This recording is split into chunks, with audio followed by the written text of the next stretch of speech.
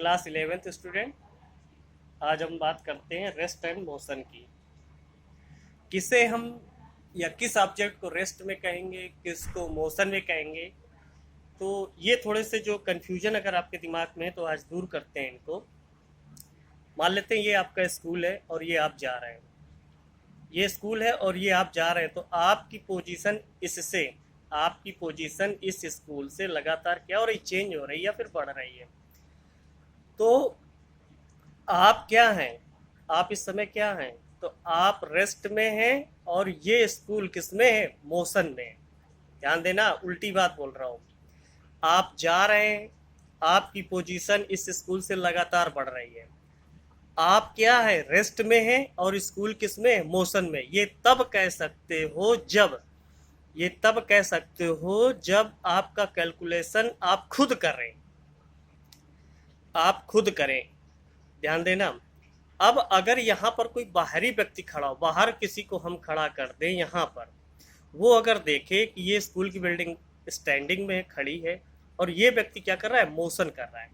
जब ये व्यक्ति मोशन कर रहा है तो ये कहेगा कि ये व्यक्ति किस में, इसकी, अब आपकी इससे देखो, आपकी इससे, या फिर किसी व्यक्ति को यहाँ खड़ा कर दे तो ये किस में हो जाएगा, रेस्ट में रहेगा। ये रेस्ट में बिल्डिंग भी है। ये देखेगा कि इसकी जो है पोजीशन आपसे लगातार क्या हो रही है, चेंज हो रही है, चेंज हो रही है, बढ़ रही है। तो ये कहेगा कि ये बॉडी किस में, मोशन में है। कुछ एग्जांपल लेते हैं, जैसे बस में हो, ट्रेन में हो। बस और ट्रेन में क्या देखते हो कि जैसे ट्रेन में बैठे हो तो साइड के जो पेड़ पौधे हैं और ट्रेन चल रही हो, या बस में हो, आपके स्कूल में बसें हैं, बस से आते जाते हैं, बहुत सारे बच्चे आते जाते हैं। बस में बैठ के आप देखते हो कि आपके साइड के पेड़ पौधे, आपकी बिल्डिंग्स जो भी है, जब बस चलती तो वो पीछे जा रहे होते हैं। तो यार बस के अंदर से जब आप कैलकुलेशन लेंगे, जब बस के अंदर से कैलकुलेशन लेंगे तो देखेंगे क्या कि जो पेड़ पौधे और बिल्डिंग्स हैं वो पीछे की ओर जा रही। इट मीन्स आप उसमें क्या है, भले आपकी बस चल रही है, भले आपकी बस चल रही है और आगे बढ़ रही है, लेकिन आप उस समय किसमें, रेस्ट में है। और जो वो बिल्डिंग स्टैंडिंग पोजीशन में है, जो पेड़ पौधे स्टैंडिंग पोजीशन में, वो किस में दिखते हैं, मोशन में। इट मीन्स वो मोशन में है, आप रेस्ट में हो। यहाँ पर एक पॉइंट आता है, रेफरेंस पॉइंट या ऑब्जर्व पॉइंट। ये एक शब्द है, जो वर्ड्स है, इसको थोड़ा सा दिमाग में डालना है। रेफरेंस पॉइंट और ऑब्जर्व पॉइंट, यही हमको डिफाइन करेंगे, क्लियर करेंगे कि कौन मोशन में, कौन बॉडी रेस्ट में। अगर आप बस के अंदर से कैलकुलेशन लेंगे, ध्यान देना, अगर आप बस के अंदर से कैलकुलेशन लेंगे तो वो स्टे हुई पोजीशन, रुकी हुई बॉडी, चाहे पेड़ पौधे हो, चाहे बिल्डिंग हो, चाहे स्कूल हो, वो सब किस में आ जाएंगे, मोशन में आ जाएंगे। अगर यही आप अर्थ से कैलकुलेशन लें, जमीन पे खड़े हो, जमीन से खड़े होकर के देखेंगे, या स्कूल से खड़े होकर के बस को देखेगा, तो बस मोशन में आ जाएगी। मेरे हिसाब से चीज़ें समझ में आ गई होंगी कि अगर कैलकुलेशन पॉइंट हम मूविंग फ्रेम में जाकर खड़े होकर लेते हैं, कैलकुलेशन पॉइंट अगर हम मूविंग फ्रेम में जाकर के कैलकुलेट करेंगे तो जो रेस्ट वाली चीज़ें हैं वो मोशन में रहेंगी, और जो मूविंग फ्रेम में है वो चीज़ें रेस्ट में हो जाएंगी। चीज़ें समझ में आ गई होंगी।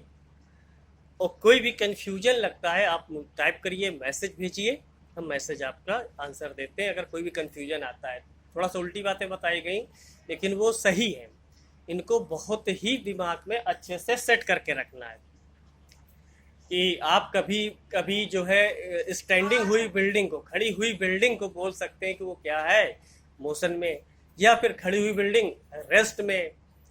तो ये आप बोल सकते हैं, लेकिन ये ध्यान रखना होगा कि आपका कैलकुलेशन पॉइंट या रेफरेंस पॉइंट कहाँ पर है।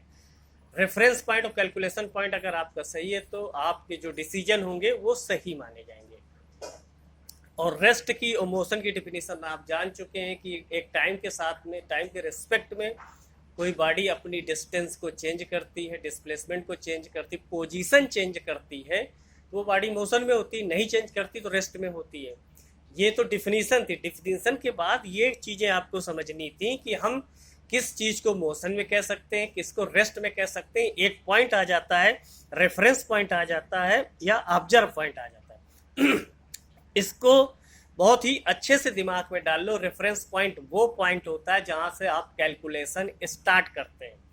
अगर आप कैलकुलेशन इस जगह से करेंगे तो ये बॉडी मोशन में, अगर यही बंदा अपना कैलकुलेशन करेगा तो ये बॉडी मोशन में आ जाएगी। देखो रेफरेंस पॉइंट बदल गया, कैलकुलेशन पॉइंट यहाँ था तो कुछ कहानी और थी, और कैलकुलेशन पॉइंट या रेफरेंस पॉइंट यहाँ पर हो गया तो इसकी कहानी कुछ और हो गई। तो कौन सी चीज़ रेस्ट में हो गई, कौन सी चीज़ मोशन में हो गई, ये हमारे हिसाब से अब क्लियर हो गया होगा। कोई कंफ्यूजन हो तो आप पूछ सकते हैं।